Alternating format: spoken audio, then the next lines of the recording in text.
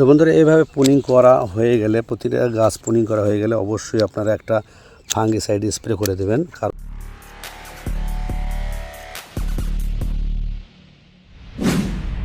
Gardening বিষয়ক channel gardening centre চ্যানেলে আপনাদের আরও একবার ওয়েলকাম। তো বন্ধুরা আজকে চলে এসেছি আমার নিজস্ব গোল্ডেন ইট পেয়ারা বাগানে। তো চলছে বেশ কিছু পরিচর্যার কাজ, তার মধ্যে যেমন চলছে এখানে নিড়ানি দেওয়ার। তো যে সকল বন্ধুরা আমার চ্যানেলে নিয়মিত ফলোয়ার তারা দেখে থাকবেন, এর আগে একটি শর্ট ভিডিও আপলোড করেছিলাম আমার চ্যানেলে, সেখানে দিয়েছিলাম বেশ কিছু খাবার এবং পুনিং করে দিয়েছিলাম, এবং এর যে ফুলগুলো এসেছিলো মানে কুড়ি এসেছিলো সবগুলো আমি ছিঁড়ে দিয়েছিলাম।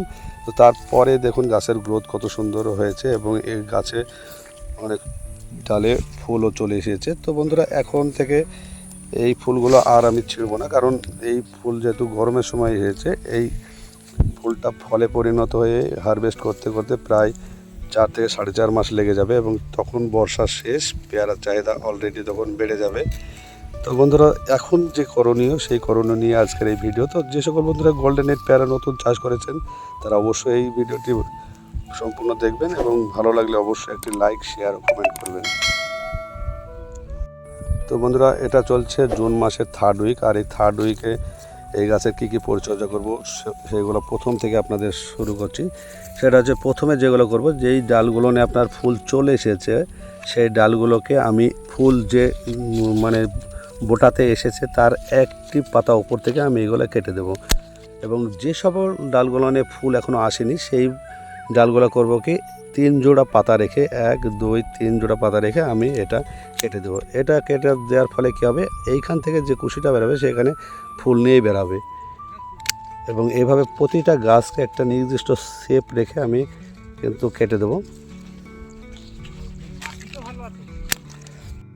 অনেক নতুন বাগানিরা হয়তো ভুল করতে পারেন, যে কারণ হচ্ছে যে বোটা থেকে আপনার ফুল এসেছে সেই তার উপর থেকে আপনারা কেটে দিতে পারেন। তাহলে কী হবে, আপনার এটাতে যখন পেয়ারা হয়ে যাবে তারপরে কিন্তু এইখান থেকে আর কোনো কুশি ছাড়বে না, এই ডালটা পুরো মানে গ্রোথ বন্ধ হয়ে যাবে। যদি আপনারা একটি জোড়া পাতা রেখে এই ডালটি কাটেন তাহলে আপনার আবার এটা ফল হারভেস্ট হয়ে যাওয়ার পরেও এখান থেকে আবার নতুন কুশি বাড়িয়ে আবার নতুনভাবে ফুল আসবে। তো অবশ্যই এই ভুলটা যেন করবেন না।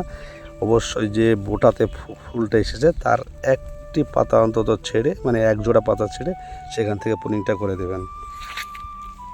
তো বন্ধুরা পুনিং করার পরে যে সর্বপ্রথম যে কাজটি করবেন সেই কাজটি হলো এই গাছে একটি উন্নত মানের ফাঙ্গিসাইড স্প্রে করা।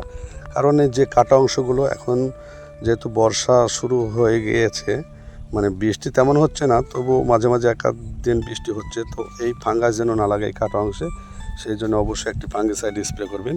আর শুধু এইবারই না, আপনাকে এখন থেকে 15 থেকে 20 দিন পর পর অবশ্যই আপনার গাছে ফাঙ্গিসাইড স্প্রে করতে হবে, কারণ বর্ষার সময় ফাঙ্গাসটা একটু বেশি লাগে গাছে। আর তার সঙ্গে আপনারা 15 থেকে 20 দিন পর পর যে কোনো কীটনাশক অবশ্যই ব্যবহার করবেন।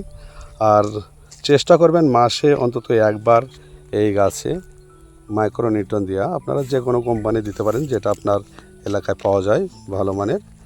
তো বন্ধুরা এবারে বলি এই গাছের খাবার কি দেওয়া যায়। এই সময় আমি 1 থেকে 1.5 মাস আগে এই গাছে দিয়েছিলাম হাড় গুঁড়ো, শিংকুচি এবং সর্ষের খোল। তো তার ফলে দেখুন গাছের গ্রোথ খুব সুন্দর হয়েছে এবং অনেক গাছে ফুলও চলে এসেছে। তো বন্ধুরা এই সময় যে খাবারগুলো ব্যবহার করবেন, খুব একটা বেশি খাবার কোনো মতেই ব্যবহার করবেন না।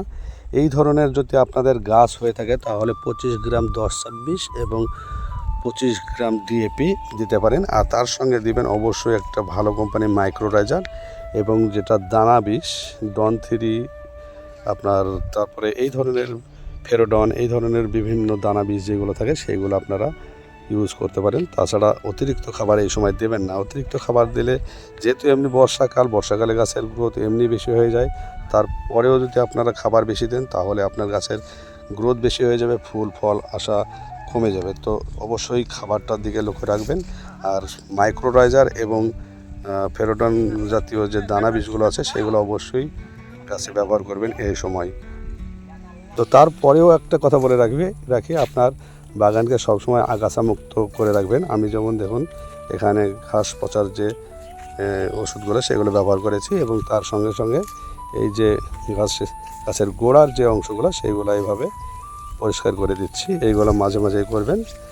যত ঘাস আপনার বাগানে থাকবে তত পোকার উপদ্রব এবং ফাঙ্গাসের আক্রমণ বেশি হবে। তো অবশ্যই এই গাছের দিকে চারিদিকে আপনারা নজর রাখবেন। তো বন্ধুরা, ভিডিওটি আজ এই পর্যন্ত। ভালো লাগলে অবশ্যই একটি লাইক, শেয়ার ও কমেন্ট করবেন। আর যে সকল বন্ধুরা আমার চ্যানেলে নতুন, তারা চ্যানেলটি সাবস্ক্রাইব করে সঙ্গে থাকবেন। তো বন্ধুরা, ভালো থাকবেন, সুস্থ থাকবেন। ধন্যবাদ।